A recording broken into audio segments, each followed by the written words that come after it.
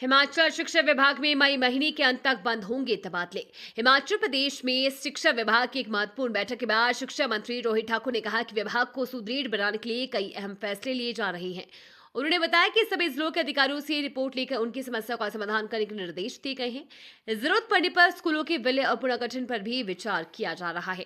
शिक्षा मंत्री ने कहा कि पिछले 2.5 वर्षों में लगभग 1200 स्कूल बंद किए गए हैं, जिनमें 450 स्कूल जीरो एनरोलमेंट वाले थे। शिक्षा मंत्री ने कहा कि इस महीने के अंत तक शिक्षकों के तबादलों पर रोक लगा दी जाएगी और नई ट्रांसफर पॉलिसी पर विचार किया जा रहा है।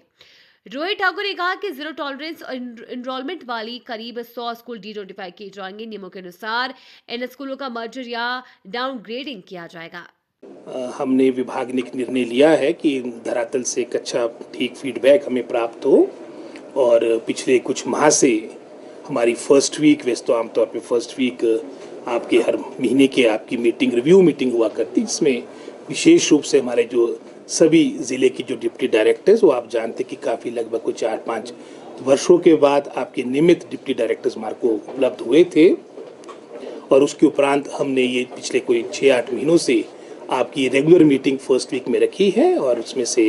एक मीटिंग मैंने पहले अटेंड की थी और नॉर्मली उसमें सेक्रेटरी हमारे एजुकेशन उस मीटिंग को प्रिजाइड करते हैं। लेकिन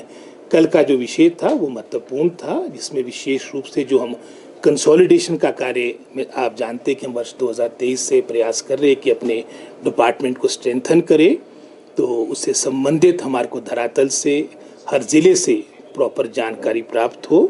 तो उसमें मैं समझता हूँ कंसोलिडेशन, चाहे उसमें हम मर्जर ऑफ स्कूल्स की बात करें, चाहे उसमें हम डाउनग्रेडिंग ऑफ स्कूल्स की बात करें, उसमें विस्तार से डिप्टी डायरेक्टर से इंफॉर्मेशन प्राप्त की गई है और शीघ्र मैं समझता हूँ जिसमें हमने कुछ उसमें क्वेरीज लगी, कुछ उसमें विशेषकर जहाँ पर कुछ मैं समझता हूँ जैसे उदाहरण के तौर पे कुछ नेचुरल बैरियर्स की बात है, उसमें डिप्टी डायरेक्टर्स को कहा गया है कि वो व्यक्तिगत रूप में उन सब जगहों में जाएंगे जहाँ पर आपके इस तरह की बैरियर्स है और विद इन नेक्स्ट 10 डेज वो आप रिपोर्ट सबमिट करेंगे। 25 मई की हमने डेट रखी है और उसके उपरांत, क्योंकि पिछली कैबिनेट में, जो पिछले महीने कैबिनेट हुई थी, उसमें माननीय कैबिनेट ने माननीय मुख्यमंत्री जी को और मुझे उसमें अधिकृत किया था कि इसमें अंतिम निर्णय जो आपके स्कूल्स के कंसोलिडेशन की बात है और स्ट्रेंथनिंग की बात है, मर्जर ऑफ स्कूल्स की बात है, निर्णय लेंगे। तो एक तो ये महत्वपूर्ण मैं समझता हूँ कल की हमारी चर्चा रही। साथ ही साथ आप जानते हैं कि युक्तिकरण ये भी एक इम्पॉर्टेंट पार्ट है और कहीं ना कहीं ये भी कंसोलिडेशन के साथ जुड़ा है। इसमें पीछे लगभग कोई 450 के आसपास हमने टीजीटीज की आपकी युक्तिकरण के माध्यम से, रैशनलाइजेशन के माध्यम से जो सरप्लस स्टाफ था उनको उन क्षेत्र में भेजा था जो दूर दराज के क्षेत्र थे, लेकिन उसमें कुछ त्रुटियां रही, क्योंकि आप जानते कि शायद ये प्रथम बार इस तरह का प्रोसेस हुआ था और उसमें लगभग कोई 425 या 26 थे टोटल जो टीजीटीज थे आपके अलग अलग श्रेणी के। उसमें से मात्र, क्योंकि बीच में हमने ऑर्डर्स विड्रॉ कर दिए थे, 70 लोगों ने ज्वाइन किया था। वो भी हमने पिछले परसों ये आपके विड्रॉ कर दिए ऑर्डर्स। अब लगभग वो सभी अपनी पुरानी स्थिति में आएंगे और जो इच्छुक नहीं होंगे, जो वर्तमान में जहाँ लगे हैं कार्य करना चाहते हैं, तो उनको वो भी उसमें आज्ञा दी गई है। लेकिन भविष्य में इस तरह की मैं समझता हूँ ये रैशनलाइजेशन पॉलिसी हो जहाँ कहीं ना कहीं जो हमारे उसमें इन्वॉल्व स्टेक होल्डर्स हैं उनको भी उसमें उनके ज़िले में उदाहरण के तौर पे कुछ इस तरह के उदाहरण भी देखने को मिले जहाँ सिरमौर के टीचर को या चंबा के टीचर को परस्पर आपस में ट्रांसफ़र कर दिया गया है रैशनलाइजेशन के माध्यम से। तो हमने यही कहा है कि इसमें पहली प्राथमिकता उस ज़िले की हो। इस तरह का फीडबैक डिप्टी डायरेक्टर्स अपने ज़िले का तैयार करें कि जहाँ पर आपकी सीटें आपकी सरप्लस हो चुकी है और कहाँ कहाँ उन सीटों की आवश्यकता, उन पोस्टों की आवश्यकता है, वो जानकारी उपलब्ध करें। अगर वो विद इन डिस्ट्रिक्ट नहीं है, उदाहरण के तौर पे अगर हम कांगड़ा की बात करेंगे, अगर कांगड़ा में टीचर सरप्लस हो गया तो पहली प्राथमिकता हर आदमी की अपने घर की होती है।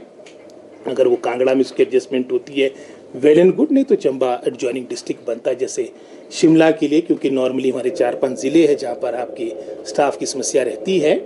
तो उसमें जैसे मैंने शिमला का उदाहरण दिया, तो बिलासपुर का जो हमारा टीचर सरप्लस हुआ है, अगर वो बिलासपुर में उसकी एडजस्टमेंट नहीं होती है तो उसको हम शिमला में उसको एडजस्ट कर सकते हैं, सोलन सिरमौर में कर सकते हैं। तो इस तरह का हमने एक प्रपोजल डिप्टी डायरेक्टर को बनाने को दिया है। ये तो खैर नेक्स्ट मंथ में जो हमारी मीटिंग होगी आपकी एजुकेशन डिपार्टमेंट की, इस तरह की जो रिव्यू मीटिंग हमारी फर्स्ट वीक में होती है, इस दफ़ा तो खैर आपकी ये 14 को हुई है, तो उसमें प्रॉपर जानकारी के साथ ये यहाँ पर डायरेक्टरेट आएंगे। लेकिन वर्तमान में कंसोलिडेशन हमारे मैं समझता हूँ विभाग की पहली प्राथमिकता है, और इसके बारे में शीघ्र मैं समझता हूँ, जैसे मैंने कहा कि 25 मई तक ये आपकी पूरी रिपोर्ट ये हमारे स्तर तक पहुंच जाएगी, और उसके उपरांत हम ये रिपोर्ट माननीय मुख्यमंत्री से चर्चा करके हम आगामी कार्रवाई करेंगे। सर, प्रदेश में जीरो एनरोलमेंट स्कूल कितने हैं?